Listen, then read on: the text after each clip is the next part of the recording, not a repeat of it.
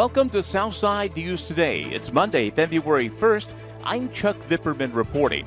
Southside News Today is brought to you by Train with Dave, personal training and strength runner sports conditioning, and by the Danville Area Humane Society.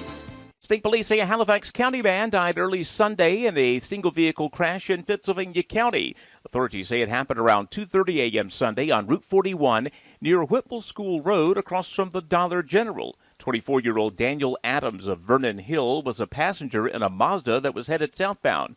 The driver ran off the right-hand side of the road and hit a tree. Adams reportedly dead at the scene. The driver was taken to an area hospital. No word on his name nor his condition. State police say charges are pending. Well, the statewide snow and ice translated as expected into a busy weekend for Virginia State Police. They responded to 252 crashes and 231 disabled vehicles in the first 12 hours of the storm. After that, 362 additional crashes the rest of Sunday. Most of them involved only vehicle damage, very few serious injuries.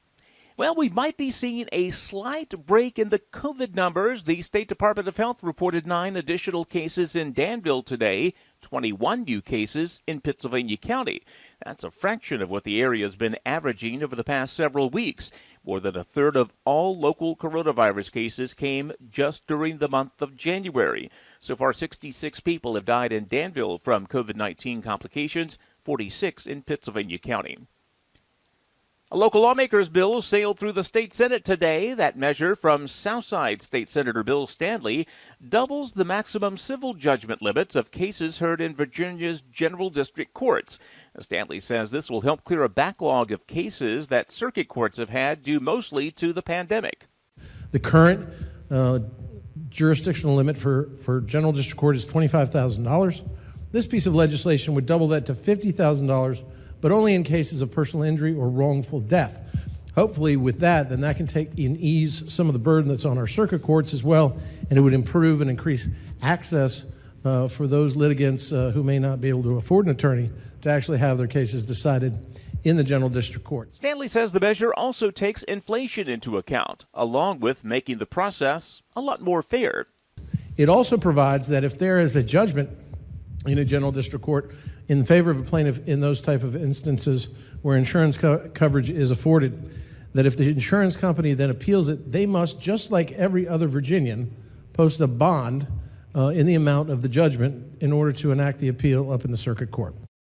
The bill now goes to the Virginia House of Delegates. A bill giving undocumented immigrants a chance to get state help for higher education passed the Virginia Senate yesterday afternoon. Close vote, 21-18. The bill lets students get the same educational benefits, including access to state financial aid, as any other person who's eligible for in-state tuition.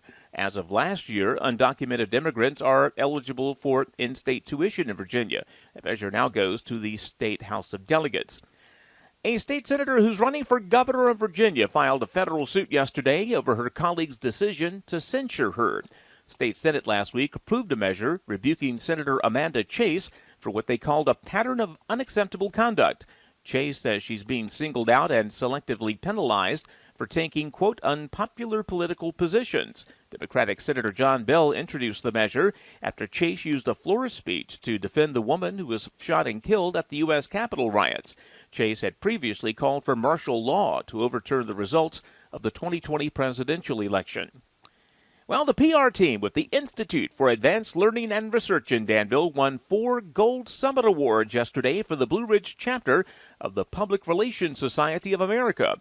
Institute Communications Manager Allison Moore and Graphic and Multimedia Specialist Daniel Dalton got the top awards for their annual report, the newsletter they produce, along with the Institute's website and video outreach. Now, as for the newsletter, it was the 6th consecutive year of the Institute winning the group's gold rating. Congratulations. Well, the River District Association is getting ready to launch an app that could be your guide to downtown Danville. It'll be called Districts, D-I-S-T-R-X, no I. It's part of a national mobile app series of Main Street districts. It'll include a directory of downtown businesses, parking information, walking tours, a calendar of downtown events, even updated COVID-19 protocols at each stop in the downtown area. River District Downtown app will be launched on March the 6th. with a downtown scavenger hunt. And that's today's edition of Southside News Today, brought to you by the Danville Area Humane Society and Train with Dave, personal training and strength runner sports conditioning. I'm Chuck Vipperman. Have a great evening, everyone.